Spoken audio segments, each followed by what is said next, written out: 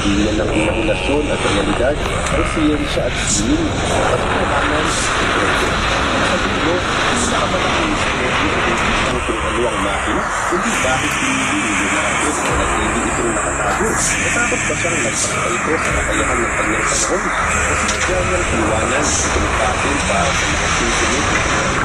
Hanggang ngayon, kahit itong siglo na lumipas, wala makapagbibigay ng tiyak na sagot. At ngayon ay nananatiling testamento na kahit ang pinakadakilang isip ng Renaissance ay may mga sekreto na hindi na kailanman iminahagi ng ang mga ano ang siglo na natiling panausukan ng kakaibang buhig ni Leonardo da Vinci. Pinagdebatihan ng mga eksperto, pinagpapitagpi ng mga replika at pinagtalunan sa mga aklat ng kasaysayan. Pero lahat ng mga moderno teknolohiya,